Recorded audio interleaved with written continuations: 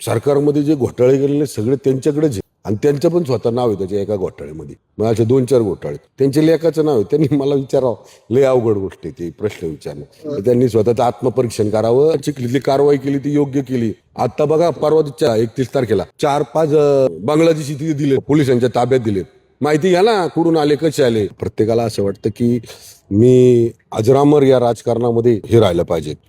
तसं नसतं. लोक आहे, जनता आहे, लोक ठरवतात की कुणाच्या मागे जायचं, कोण आपला विचार करणार आहे, कोण दूरदृष्टी ठेवून काम करणारा माणूस व्यक्ती आहे, कोणता पक्ष आहे, कोणती विचारधारा आहे, हे सगळं पाहतात आणि लोक निवडून देतात. आता भ्रष्टाचारावर अशा व्यक्तीने बोलावं ज्याच्यावर महाराष्ट्र सरकारमध्ये जे घोटाळे गेलेले सगळे त्यांच्याकडेच आहे आणि त्यांचं पण स्वतः नाव आहे त्याच्या एका घोटाळ्यामध्ये. मग असे 2-4 घोटाळे त्यांच्या लेखाचं नाव आहे. त्यांनी मला विचारावं, लय अवघड गोष्ट आहे ती प्रश्न विचारणं. त्यांनी स्वतःचं आत्मपरीक्षण करावं. म्हणून मी त्यांना सल्ला देणं एवढं मोठं नाही आणि त्यांच्या विरोधात बोलणं सुद्धा एवढं मी बरोबर नाही वाटत. पण माझं एक छोटा कार्यकर्ता म्हणून या पिंपरी चिंचवडकर मधला एक स्वाभिमानी पिंपरी चिंचवडकर म्हणून त्यांना सांगणं आहे, म्हणजे विनंती आहे की तुम्ही या शहराच्या वाढत्या लोकसंख्येचा विचार करून, दूरदृष्टी ठेवून, विजन ठेवून काही विकासाच्या मुद्द्यावर तुम्ही भाषण करा, काही चर्चा करा. मला बोलवा. राज्य सरकारमध्ये तुम्ही आमचे नेते आहात, युतीमधले घटक पक्षातले मोठे नेते आहात, तिथं बोलवा. आपण बसू.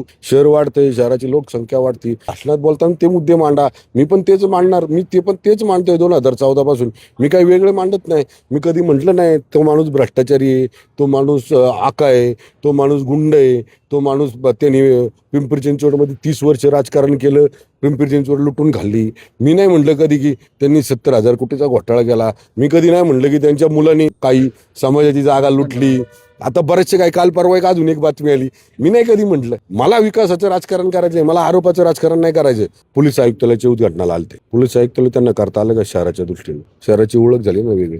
गव्हर्नमेंट कॉलेज त्यांना इथं आलेलं दिसत नाही. त्यांना 1982 पासून या शहरामध्ये कोर्ट होतं, ते भाड्याच्या ह्याच्यात होतं. ते कोर्टाची नवीन बिल्डिंग होती, ते दिसत नाही. त्यांना 200 बेडचं कॅन्सरचं हॉस्पिटल, 850 बेड आपल्याकडं मल्टी स्पेशालिटी हॉस्पिटल, ते दिसत नाहीये. चिखली, मोची, चरवली चा रेसिडेन्शियल कॉरिडॉर दिसत नाहीये. समाविष्ट गावांचा विकास दिसत नाहीये. मी ते मागं पण सांगितलं ना, चिखलीतली कारवाई केली ती योग्य केली. आता बघा परवा 31 तारखेला 4-5 बांगलादेशी तिथे दिलेत ठेवून, पोलिसांच्या ताब्यात दिलेत.